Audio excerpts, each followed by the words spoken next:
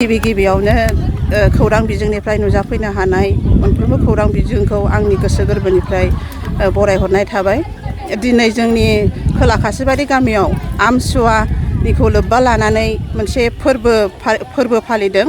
बे फोरबोआनो जाहैबाय जोंनि गामियाव गोदोनिफ्रायनो बल खेला फुटबल मेच होयो। बे खेलायानो जाहैबाय बोराइ पार्टी आरो सेंग्रा पार्टी। सिगाङावहाय बल खेला गेलेनानैनो गोबां जोंनि बे खासिबारि गामिनिफ्राय साख्रि मोनलांबाय बिथांमोनहा, आरो सोरबाबा रिटायारबो जाबाय, सोरबाबा रिटायार जानानै रुंसारिबो जालांबाय, सोरबाबा रिटायार जानानैनो दङ, सोरबाबा दासिमबो मावगासिनो दङ। आरो दा बिसोरबो सिगांनिफ्रायनो बेबायदिनो बे उत्सबखौ फालिबोदों बोराइ सेंग्रा पार्टी मोननैनि गेजेराव। दा बे जिनिसानो सोलिबोगासिनो दं। आरो आं बे खासिबारि गामियाव रायजो जाफैनाया मथा मथि 27 बोसोर जाबाय। आरो बिनि सिगांबो बिथांमोना फालिदों। बे फालिनायाव आंनि नुबोनायाव दिनैसिमाव बोराइ सेंग्रा बे पार्टी मोननैयाल' गेलेदोंमोन आरोखि। ओमफ्राय देग्लायहाय माने 2026 सनावहाय जोंनि बे आइजो आफादखौबो लाफानानै बोराइ लाइमोन सेंग्रा सेंग्राफोरखौबो लाफानानै जिथु माने दिनैनि बे रंजालि आमथिसुवा फोरबो फालिनायाव जों हिन्जाव माहारिखौबो बाहागो होनायनि थाखाय आङो खासिबारि गामिनि रायजो राजाफोरखौ गोजोननाय फोरमायदों।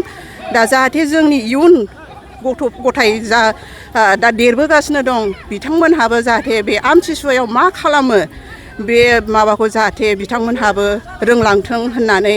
आरो आमथिसुवा फालिनाया अबसे गाबोननिफ्रायसो जायोमोन। दा आसाम सरकार मानगोनां डक्टर हिमन्त बिश्व शर्मा बिथाङा स्कुल माने आमथिसुवाखौ सिगांबो फालिनो हागोन होननानै बुंनाय बिथोन होनायाव जोंबो जोंनि गामियावबो फरायनाय गथ'फोर दं, सोरबा साख्रि लानाय दं, आरो सोरबा स्कुलाव थांनाय गथ'फोर दं। गाबोननि दिनाव जुदि बे फोरबोखौ लायोमोनब्ला बेवहाय माने रंजानाय फोरबो फालिनायावहाय माने मानसिफ्रा खम जागौमोन। बेखौ लोब्बा लानानैनो जोङो माने दिनै सानसे सिगां दिनै जोंनि सानडे बे बन्द' दिनाव जों माने बेखौ लानाय जादों। आरो आइजो आफादनिफ्राय मायाव बाहागो लाखो?